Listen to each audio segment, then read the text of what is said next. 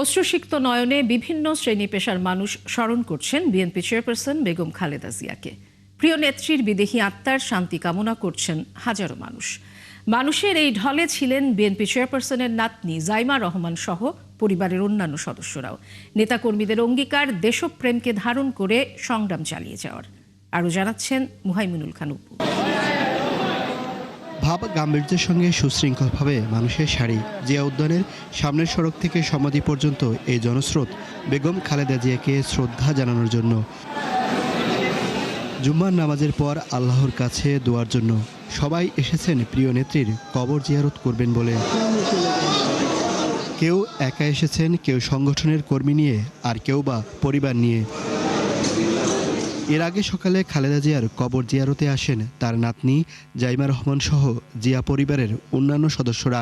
অশ্রুসিক্ত নয়নে প্রিয় অভিভাবকদের আত্মার মাগফিরাত কামনার জন্য দোয়া করেন।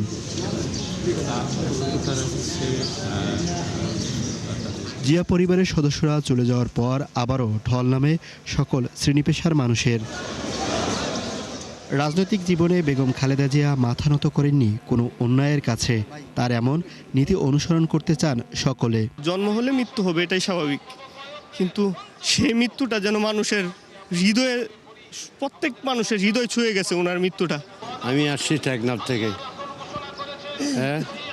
ওর মৃত্যু ঘোষণা শুনে আমি এখানে ঢাকায় যখন পৌঁছি তখন আমার জনতার দেখা পাইনি, পরে আজকে জিয়ারত করতে আসছি। আর উনি চলে যাওয়াতে আমাদের যে আপনার অপূর্ণতা, এটা অনেক গভীরভাবে দাগ কেটেছে। চোখের জলে আল্লাহর কাছে প্রিয় নেত্রীর জন্য ফরিয়াদ জানান বিএনপির নেতাকর্মীরা। নেতাদের অঙ্গীকার দেশপ্রেমের আদর্শকে ধারণ করে সংগ্রাম চালিয়ে যাওয়ার। খালেদা জিয়ার কবর চেয়ে আজকে বলে যাচ্ছি, উনি বলেছেন দেশপ্রেম, এই দেশপ্রেমের আদর্শকে ধারণ করে মৃত্যুর আগ পর্যন্ত এটা কায়েম করার জন্য যে সংগ্রাম আমরা চালিয়ে যাব। আজকে তার যে অসমাপ্ত কাজ, সেই কাজগুলি সমাপ্ত হবে ইনশাল্লাহ আগামী দিনের রাষ্ট্রনায়ক বিএনপির ভারপ্রাপ্ত চেয়ারম্যান জনাব তারেক রহমানের মাধ্যমে ইনশাল্লাহ। উনি দেশকে অনেক দিতে পারতেন, এটাও স্বীকার করেন, আমরাও স্বীকার করি। দেশনেত্রী বেগম খালেদা জিয়া দেশকে অনেক কিছু দিয়েছেন, আরও হয়তো দেওয়ার ছিল, আমরা বঞ্চিত হয়েছি, আমাদেরকে বঞ্চিত করা হয়েছে, দেশবাসীকে বঞ্চিত করা হয়েছে। বেগম খালেদা জিয়া নেই, তবে দেশ ও গণতন্ত্রের প্রশ্নে আপোষহীন এই নেত্রী থাকবেন চির অম্লান, এমনই মত হাজারো মানুষের। মুহাইমিনুল খান অপু, ৭১, ঢাকা। দর্শক, দেশের তিনবারের প্রধানমন্ত্রী আপসীন নেত্রী এবং বিএনপি চেয়ারপারসন বেগম খালেদা জিয়ার সমাধিতে শ্রদ্ধা জানাতে বিএনপি নেতাকর্মীদের থেকে শুরু করে সাধারণ মানুষের ঢল নেমেছে আজ খালেদা জিয়া সমাধিতে। এই মুহূর্তে আছেন আমাদের সহকর্মী মোহন ইসলাম, আমরা যুক্ত হচ্ছি তার সাথে। মোহন, খবরে আমরা যেমনটা জানলাম যে আজ বেগম খালেদা জিয়ার সমাধিতে শ্রদ্ধা জানাতে বিএনপি নেতাকর্মী থেকে শুরু করে সাধারণ মানুষের ঢল নেমেছে। এই যে যারা শ্রদ্ধা জানাতে এসেছেন তারা আসলে কি বলছেন? আপনি বলছিলেন যে বেগম খালেদা জিয়ার সমাধিস্থলে যে যারা মানুষ এসেছেন, নেতাকর্মীরা এসেছেন, তারা শ্রদ্ধা জানিয়েছেন, আমরা সংবাদেও দেখছিলাম। এবং আমরা দেখলাম যে বিকালের পর থেকে সন্ধ্যা পর্যন্ত আসলে এখানে নেতাকর্মীদের তুলনায় সাধারণ মানুষের উপস্থিতিটা অনেক বেশি বেড়েছে, বলতে গেলে এক ধরনের ঢলের মতোই বলা যায়। এবং তারা কিন্তু বলছিলেন যে গেল ৪৪ বছর ধরে বাংলাদেশের জন্য যেই ত্যাগ তিতিক্ষা লড়াই সংগ্রাম করেছেন বেগম খালেদা জিয়া, সেই প্রতিদান তিনি পান, সেই ভালোবাসা তিনি অর্জন করেছেন। সেই ভালোবাসার জায়গা থেকে তারা এসেছেন। আজ শুক্রবার ছুটির দিন এবং জুম্মাবার, সেই জায়গা থেকে তারা বলছেন যে বেগম খালেদা জিয়ার জন্য একটু দোয়া করতে এসেছেন, একটু মর্যাদা করতে এসেছেন, তাদের শ্রদ্ধা জানাতে এসেছেন। এবং আমরা একটি বিষয় লক্ষ্য করেছি যে পুরুষের তুলনায় নারীদের সংখ্যা অনেক বেশি ছিল। আমি হয়তো ক্যামেরাতেও দেখাতে পারছি, বিশেষ করে কর্মজীবী নারীরা, বিভিন্ন শ্রেণী পেশা নারীদেরকে আমরা দেখেছি এখানে আসতে। এবং তারা বলছিলেন যে বাংলাদেশের যে বলা হয় যে নারীদের প্রতি সম্মান বা নারীদের যে অধিকার, সেই অধিকার সমুন্নত রাখার জন্য সবচেয়ে বেশি ভূমিকা রেখেছেন বেগম খালেদা জিয়া, যে কারণে তারা এসেছেন। জানাজার দিন উপস্থিত হতে পারেননি, আজকে দেখতে এসেছেন। এবং আমরা দেখলাম নারীরা আসলে বাচ্চা নিয়ে এসেছেন সাথে করে। আর তাদের যে পরবর্তী প্রজন্ম আছেন, সেই পরবর্তী প্রজন্মের কাছেও বেগম খালেদা জিয়ার আসলে পরিচয় করাই দিচ্ছেন। মোটা দাগে বলতে গেলে যে সাধারণ জনগণের উপস্থিতি অনেক বেশি আছে, তারা বেগম খালেদা জিয়ার প্রতি শ্রদ্ধা, ভালোবাসা এবং তাদের দোয়া আসলে তারা জানাচ্ছিলেন। বশরা। অনেক ধন্যবাদ আপনাকে আমাদের সাথে যুক্ত হবার জন্য। দর্শক, খালেদা জিয়ার সমাধিস্থল থেকে আমাদের সাথে যুক্ত হয়েছিলেন সহকর্মী মোহন ইসলাম। সাবেক প্রধানমন্ত্রী ও বিএনপি চেয়ারপারসন প্রয়াত বেগম খালেদা জিয়ার রুহের মাগফিরাত কামনায় রাজধানীর গুলশানের আজাদ মসজিদে মিলাদ ও দোয়া মাহফিল অনুষ্ঠিত হয়েছে। শুক্রবার বাদ আসর নামাজের পর আয়োজিত এই বিশেষ দোয়া অনুষ্ঠানে অংশগ্রহণ করেন দলটির ভারপ্রাপ্ত চেয়ারম্যান তারেক রহমান। উপস্থিত ছিলেন তার পরিবারের সদস্যরাও। দোয়া হয়েছে বায়তুল মোকাররম কেন্দ্রীয় মসজিদেও। আরও জানাচ্ছেন শফিকুল হক। সাবেক প্রধানমন্ত্রী ও বিএনপি চেয়ারপারসন প্রয়াত বেগম খালেদা জিয়ার রুহের মাগফিরাত কামনায় দোয়া মোনাজাতে অংশ নিতে শুক্রবার আসরের নামাজের ঠিক আগে গুলশান আজাদ মসজিদে আসেন বিএনপির ভারপ্রাপ্ত চেয়ারম্যান তারেক রহমান। এ সময় বিএনপির কেন্দ্রীয় নেতারা ছাড়াও অসংখ্য নেতাকর্মী এবং সাধারণ মানুষ আসেন গুলশানের এই সেন্ট্রাল মসজিদে।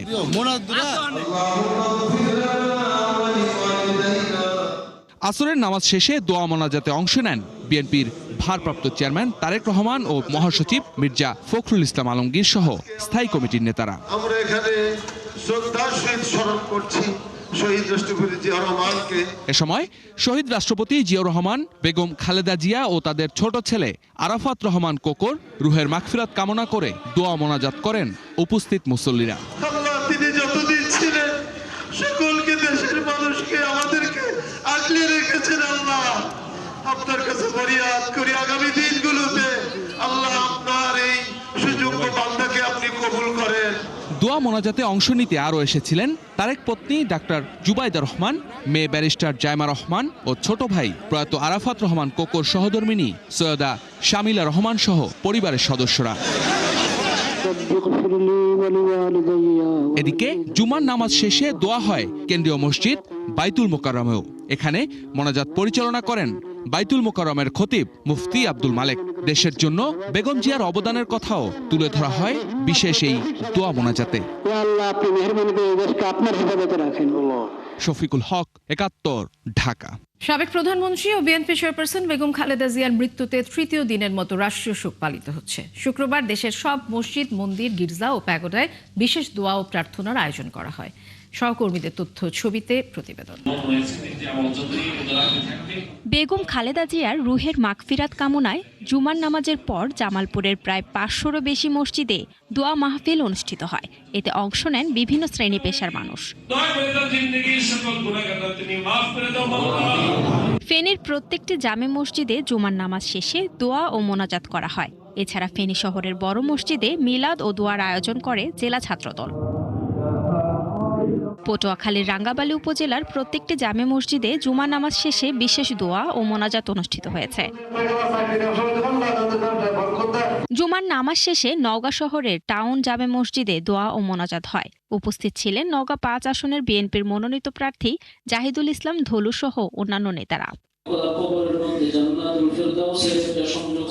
সিলেট জেলা ও মহানগর বিএনপির উদ্যোগে দোয়া মাহফিল হয়। শুক্রবার বেলা ২টায় নগরের কোর্ট পয়েন্টে এই আয়োজনে বিএনপির নেতাকর্মী সহ বিভিন্ন শ্রেণী পেশার মানুষ অংশ নেন। নেত্রকোনা ছোট বাজার এলাকায় জেলা বিএনপির কার্যালয়ে জেলা ছাত্রদলের উদ্যোগে বেগম খালেদা জিয়ার আত্মার মাগফিরাত চেয়ে দোয়া ও মিলাদ মাহফিল হয়। সিরাজগঞ্জে শুক্রবার জুমার নামাজ শেষে বহুল ইউনিয়ন বিএনপি ইসলামপুর মাঠে দোয়া মাহফিলের আয়োজন করে। এতে বিএনপি ও অঙ্গ সংগঠনের নেতাকর্মীরা অংশ নেন। শান্তা ইসলাম, ৭১। সাবেক প্রধানমন্ত্রী বেগম খালেদা জিয়ার জানাজাকে কেন্দ্র করে ভারত বাংলাদেশের সম্পর্কের সাম্প্রতিক জমা বরফ কিছুটা গলছে বলে মনে করছেন দুদেশের কূটনীতিক ও বিশ্লেষকরা। বাংলাদেশের বিশ্লেষকরা বলছেন, সৌজন্যের কথা বলা হলেও এর মাধ্যমে নতুন কিছুর ইঙ্গিত দিয়েছে ভারত। আর ঢাকায় কাজ করা ভারতের সাবেক হাই কমিশনার পিনাক রঞ্জন চক্রবর্তী ৭১কে জানান, নির্বাচিত সরকারের সাথে বন্ধুত্ব গড়ার পথে হাঁটছে ভারত। নাদিয়া শারমিনের প্রতিবেদন। অন্তর্বর্তীকালীন সরকার দায়িত্ব নেয়ার পর থেকে গত ২ সপ্তাহে সবচেয়ে তলানিতে পৌঁছেছে ভারত বাংলাদেশ সম্পর্ক। হাই কমিশনের সামনে হামলা, ইতিহাসে প্রথমবারের মতো দুদেশের হাই কমিশনারদের পাল্টাপাল্টি তলব, সব মিলিয়ে কূটনীতির বরফ গলানো হয়ে ওঠে একটি বড় চ্যালেঞ্জ। আমরা সকলকে বন্ধু হিসেবে। এরই মাঝে সাবেক প্রধানমন্ত্রী এবং বিএনপি চেয়ারপারসন বেগম খালেদা জিয়ার মৃত্যু সংবাদ। তার জানাজায় যোগ দিতে ভারতের প্রধানমন্ত্রী নরেন্দ্র মোদীর বার্তা নিয়ে রাতারাতি বাংলাদেশে উড়ে আসেন দেশটির পররাষ্ট্রমন্ত্রী এস জয়শঙ্কর। আর পরদিন দিল্লিতে বাংলাদেশ হাইকমিশনে গিয়ে ভারতের প্রতিরক্ষামন্ত্রী রাজনাথ সিং শোক জানিয়ে আসেন। বাংলাদেশের পররাষ্ট্র উপদেষ্টা অবশ্য বলছেন এটি রাজনীতি নয়, শুধুই সৌজন্য। এটাকে ওই ঠিক আন্তঃরাষ্ট্রীয় সম্পর্ক তারপরে আপনার রাজনীতি সেই দৃষ্টিভঙ্গি থেকে না দেখাই উচিত হবে। এসব নিয়ে কথা হয় ঢাকায় নিযুক্ত ভারতের সাবেক হাইকমিশনার পিনাক রঞ্জন চক্রবর্তীর সাথে। তিনি বলছিলেন কেন বেগম জিয়ার জানাজায় আসেন ভারতের পররাষ্ট্রমন্ত্রী। বেগম খালেদা জিয়ার মৃত্যুতে আমরা হাত বাড়িয়েছি কেন? উনি একজন আমাদের বলবো যে সাবকন্টিনেন্টের ইতিহাসে একজন প্রধানমন্ত্রী ছিলেন, লেডি প্রধানমন্ত্রী ছিলেন। তো ওনার তো একটা জায়গা আছে ইতিহাসে। আর ওনার সরকারের সাথে আমরা আগেও যখন উনি ক্ষমতায় ছিলেন তখন আমরা কথাবার্তা বলতাম, আমরা অনেক কিছু করেছি, হয়তো সবকিছু করতে পারিনি। তবে তিনি সহ বাংলাদেশের বিশ্লেষকরা বলছেন ভারতের পক্ষ থেকে হঠাৎ এই আন্তরিকতার উত্তাপ কিছুটা গলিয়েছে দুই দেশের কূটনৈতিক সম্পর্কের বরফ। যে ভারতের যে একটা হচ্ছে যে ইচ্ছা আছে যে এখানে যে নতুন সরকারের সাথে বা বাংলাদেশের নতুন সরকারের সাথে নতুনভাবে এখানে একটা সম্পর্কটা আবার পুনঃস্থাপন করা, এটার প্রতি বোধহয় একটা বিশাল বড় একটা অগ্রগতি বা এটা হচ্ছে যে আমি বলবো যে একটা সিগনিফিকেন্ট একটা step in the right direction. আমাদের মিলেমিশে না থাকা ছাড়া উপায় নেই, কেন তাতে দুই দেশেরই ক্ষতি হবে। তো মাঝে মাঝে মন কষাকষি হয়, দের আর আপস অ্যান্ড ডাউন, সেটা স্বাভাবিক। কেন আপনাদের এখানে যা ইন্টারনাল যা হয়ে গেছে এখন সেই নিয়ে তো আমাদের এখন মানে পেছনে তাকাবার অবকাশ নেই। I think we have to look forward. আমরা তাই করছি এখান থেকে। তাদের মতে বাস্তবতা বুঝে দ্বিপাক্ষিক সম্পর্কের পুরনো সমীকরণ ভাঙছে দুদেশই, আর তাতে পাল্টে যাচ্ছে পুরনো বন্ধু আর শত্রুর হিসাব। একদিকে খালেদা জিয়ার জানাজায় আসা, বিএনপির ভারপ্রাপ্ত চেয়ারম্যান তারেক রহমানের সাথে দেখা করা, অন্যদিকে জামাতের সাথেও ভারতের যোগাযোগ দিচ্ছে সেই ইঙ্গিত যে তারা এই উপলক্ষটাকে ব্যবহার করেছে বাংলাদেশের যারা ভবিষ্যৎ নির্ধারক হবেন, নীতি নির্ধারণী পর্যায়ের দায়িত্বে থাকবেন, তাদের কাছে তারা একটা ইঙ্গিত দিয়ে রাখলো যে তারা তাদের দিক থেকে আগ্রহী বাংলাদেশের সাথে সম্পর্কটা স্থিতিশীল করতে। যে কোনো সরকারি আসুক ওখানে বাংলাদেশে, তাদের সাথে কথাবার্তা বলবো। প্রবলেমস যেগুলো আছে সেগুলো সলভ করতে হবে। এগুলো কি আজকের তো প্রবলেম নয়, অনেক দিন ধরেই চলছে এগুলো। ভারতের এই জানাজা কেন্দ্রিক কূটনীতি ফেব্রুয়ারির নির্বাচিত সরকারের সাথে কাজ করার আগ্রহের প্রতিফলন বলেও মনে করছেন পিনাক রঞ্জন চক্রবর্তী।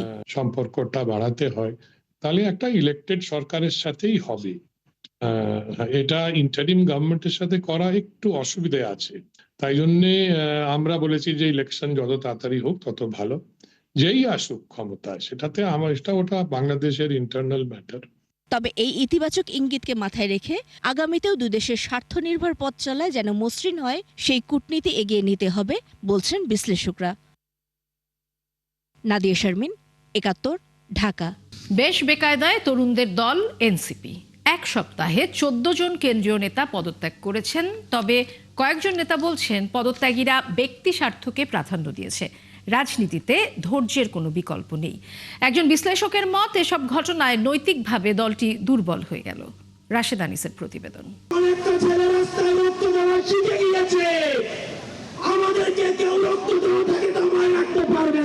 গেল বছরের ২৮ ফেব্রুয়ারি মধ্যপন্থী রাজনীতি প্রতিষ্ঠার লক্ষ্যে জাতীয় নাগরিক পার্টি এনসিপির আত্মপ্রকাশ হয়। গণ অভ্যুত্থানে নেতৃত্ব দানকারী তরুণেরা মিলে নতুন বাংলাদেশ গড়ার লক্ষ্যে দলটি প্রতিষ্ঠা করেন। জুলাই হত্যাকাণ্ডের বিচার ও সংস্কারের দাবিতে সারা দেশ চষে বেড়ান দলটির নেতারা। আলোচনা শুরু হয় রাজনীতিতে। বিএনপি ও জামাতের বিপরীতে তৃতীয় একটি রাজনৈতিক ধারা সৃষ্টির প্রত্যয় ছিল তাদের কণ্ঠে। নির্বাচনের আনুষ্ঠানিকতা শুরুর আগের দিনই সেই আশায় গুড়েবালি। জামাতের সাথে নির্বাচনী সমঝোতার কারণে একে একে দলটি থেকে পদত্যাগ করেন কেন্দ্রীয় নারী নেত্রীরা সহ আরো অনেকে। এক সপ্তাহের মধ্যে দল ছেড়েছেন ১৪ নেতা।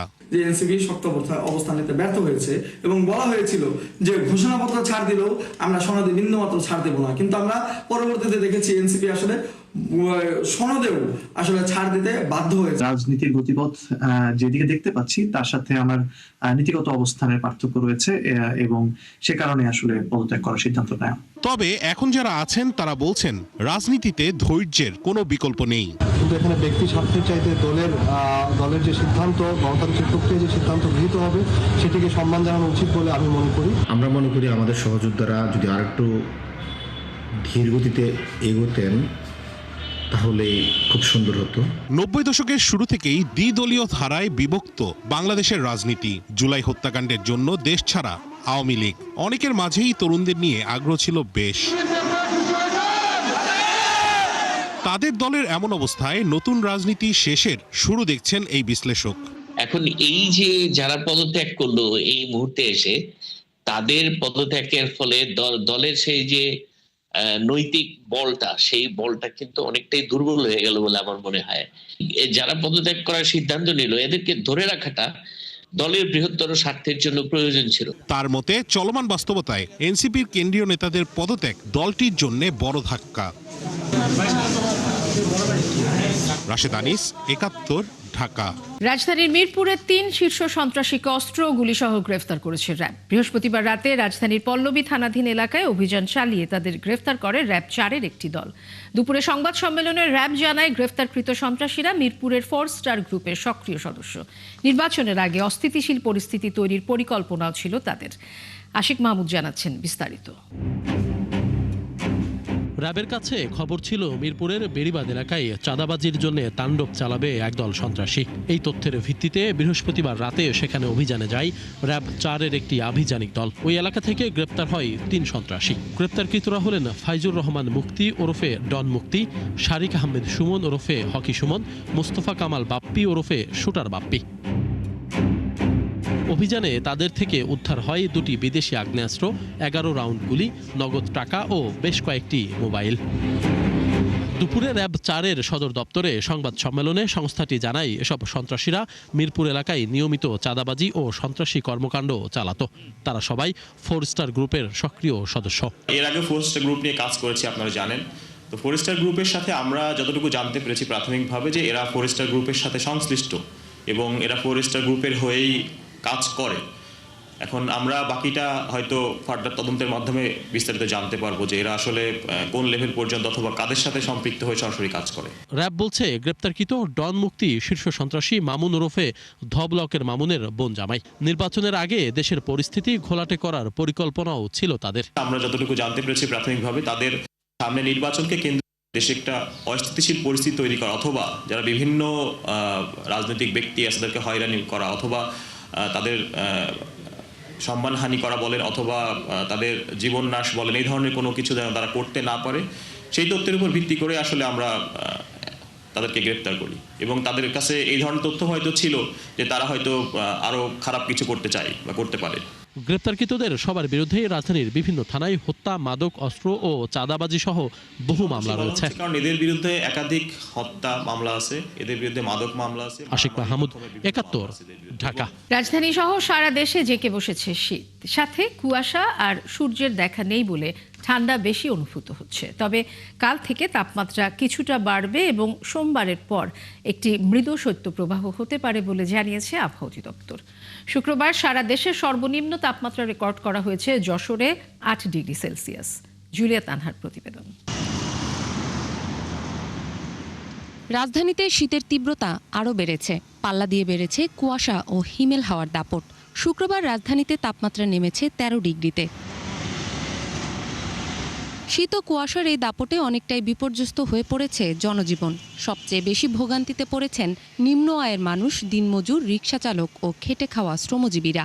প্যাসেঞ্জার নাই, লোকজন না বাড়ায় না, শীতে ঠান্ডা বেশি। শীতের কারণে প্লাবন কষ্টে আছে খুব মানুষের এখানে।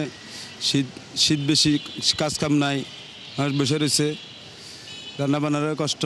শীতের কাপড় লতা নাই, প্লাবন কষ্ট মষ্ট করতেছি। ঠান্ডার জন্য কাজ করতে একটু সমস্যা হয়। খারাপ অবস্থা, কুয়াশা এবং বৃষ্টি লাগান পানি পড়ে, আমরা অসহায় রোডে থাকি, আমাদের খুব কষ্ট হইতেছে। এই অবস্থায় আবহাওয়া অফিস বলছে কাল থেকে তাপমাত্রা কিছুটা বাড়তে পারে। তবে সোমবারের পর একটি মৃদু শৈত্যপ্রবাহের কথাও বলা হচ্ছে। আজ সারা দেশে সবচেয়ে কম তাপমাত্রা যশোরে 8 ডিগ্রি সেলসিয়াস। আগামী 5 এবং 6 তারিখ দিকে তাপমাত্রা কিছুটা কমে আসার সম্ভাবনা রয়েছে। তো সেক্ষেত্রে আমরা এখন যেমন কিছুটা বেড়েছে, জন্য শৈত্যপ্রবাহ কিছু কিছু জায়গা থেকে কমে আসছে, ওরকম কিছু কিছু জায়গায় আবার একটু বেড়ে যাওয়ার সম্ভাবনা আছে। আমাদের হিস্টোরিক্যাল 20-30 বছরের মধ্যে এরকম ম্যাক্সিমাম এবং মিনিমাম 1 পার্থক্য ছিল মাত্র 1.7 গত 29 ডিসেম্বর। এরকম এত কম ম্যাক্সিমাম মিনিমাম একদম কাছাকাছি এরকম ঢাকা শহরে অন্তত ঢাকাবাসী পায়নি, যার কারণে আমাদের এই ঢাকা শহরের মানুষ বেশি শীতের অনুভূতি বেশি পেয়েছে। এদিকে ঘন কুয়াশায় নৌ আর আকাশপথের যাত্রায় ভোগান্তি হতে পারে বলে জানিয়েছে আবহাওয়া অফিস। জুলিয়া তানহা, 71, ঢাকা। সাভার উপজেলার আশুলিয়া শিল্পাঞ্চলে বইছে নির্বাচনী আমেজ। সেখানকার নারী ভোটাররা এবারের নির্বাচনে দেখতে চান ভিন্নভাবে। তবে তারা এবার প্রথমেই দাবি তুলেছেন ভোট কেন্দ্রের নিরাপত্তা নিয়ে। পাশাপাশি নারীদের সামাজিক নিরাপত্তা চান তারা। তাদের দাবি নারীদের জন্য নিরাপদ কর্মস্থল গড়ে উঠুক শিল্পাঞ্চলগুলোতে। জাহিদুল ইসলাম অনিকের তথ্য ছবিতে জানব বিস্তারিত। আসন্ন নির্বাচনকে ভিন্ন রূপে দেখতে চান শিল্পাঞ্চল আশুলিয়ার নারী ভোটাররা, আর তাই এবারে নির্বাচন নিয়ে অধীর আগ্রহে আছেন তারা। নারীরা এবার কেন্দ্রে গিয়ে ভোট দিতে চান, তাই ভোট কেন্দ্রে পর্যাপ্ত নিরাপত্তার দাবি জানিয়েছেন। যখন আমরা নির্বাচনে ভোট দিতে যাব, ভোট কেন্দ্রে দেখা যায় অনেক সময় নারীদের যে জায়গায় ভোট দেয় যেখানে পুরুষরা গাইড করে, আমরা চাই সেই জায়গায় যেন নারীরাই গাইড করে, আমরা যেন নারীদের মাধ্যমে ওরা যাতে আমাদের নিরাপত্তা দেয়, আমরা যেন সুষ্ঠুভাবে ভোটটা দিতে পারি। অনেকেই ভোট কেন্দ্রে যাওয়ার জন্য অনেক আশা দিয়ে থাকেন যে নিরাপদে তারা ভোট কেন্দ্রে যেতে পারবে এবং ভোট দিতে পারবে। এটা অনেক সময় বাস্তবায়ন হয়, অনেক সময় আবার হয় না। তো এটা যাতে বাস্তবায়ন হয়, নারীরা যাতে নিরাপদে ভোট দিতে পারে। নারীরা বলছেন এমন প্রতিনিধি নির্বাচন করতে চান যারা নারীদের মূল্যায়ন করবে, তাদের শিক্ষা ও কর্মসংস্থানের সুযোগ বাড়াবে, সেই সাথে সামাজিক নিরাপত্তা নিশ্চিত করবে। আমরা রাস্তাঘাটে চলাচলের সময় সন্ত্রাসীরা নির্যাতন করে, আমরা চাই যেন নারীরা, আমাদের মা বোনেরা যেন রাস্তাঘাটে ভালোভাবে চলাচল করতে পারে। ওই ধরনের একটা প্রার্থী চাই যাতে আমাদের নারীদের একটু সম্মান দেয়, আমরা রাস্তাঘাটে চলাফেরা, কাজকর্ম সব দিক দিয়ে যেন আমাদের একটু সুযোগ সুবিধা দেওয়া হয়। ভালো একটা প্রার্থী যে দেশের জন্য ভালো কাজ করব, রাস্তাঘাটে সুরক্ষিত করব, রাস্তাঘাট ভালো মতো যাতে আমরা চলাফেরা করতে পারি সেই দিকে দেখব। তবে নির্বাচন নিয়ে বেশি আগ্রহী উপজেলার নতুন নারী ভোটাররা। সবার আগে তারা চাইছেন সুষ্ঠু একটি নির্বাচনী পরিবেশ, পাশাপাশি তারা চান নারী বান্ধব একজন জনপ্রতিনিধি। তারা বলছেন এমন প্রার্থী আসুক যারা নারীদের সামনে এগিয়ে নিতে সাহায্য করবে। আমাদের নিরাপত্তা যে দিতে পারবে এরকম, আমরা পড়াশোনা শেষ করে চাকরির ক্ষেত্রে একটা সুবিধা পাবো, সে সুবিধা দিতে পারবে এরকম একটা প্রার্থী আমরা চাই। অনেকের থেকে ভোট দেওয়ার পরে তারা প্রথমে যা বলে তারপর তারা সেরকম কোনো কাজ করে না। আমরা তারা যা বলবে তারা যেন সেরকম যেন ফলাফল দিতে পারে, আমরা এরকম একজন প্রার্থী চাই। তো আমরা যে কষ্ট করে লেখাপড়া করতেছি, আমরা যেন ভবিষ্যতে ভালো জব করতে পারি। অনেক জায়গায় দেখি অনেক বড় আপুরা ভালো পড়াশোনা করে কিন্তু জব করতে পারে না, কিন্তু আমরা একটা ভালো জবের প্রত্যাশায় তো পড়াশোনা করতেছি তার জন্য। সংসদীয় আসন ঢাকা 19-এর মধ্যে পড়েছে সাভার উপজেলা, আর এই আসনটিতে মোট ভোটার সংখ্যা 7,47,070 জন, যার মধ্যে নারী ভোটার আছেন 3,67,150 জন। মনিরা কাজুরি, 71। নির্বাচনের জন্য জনগণ আওয়ামী লীগকে প্রত্যাখ্যান করেছে, কারণ তারা মানুষের অধিকার হরণ করেছে। মাগুরা নতুন বাজার চঞ্চল গোসাইয়ের আশ্রম পরিদর্শনের সময় সাংবাদিকদের প্রশ্নের জবাবে একথা বলেন প্রধান উপদেষ্টার প্রেস সচিব শফিকুল আলম।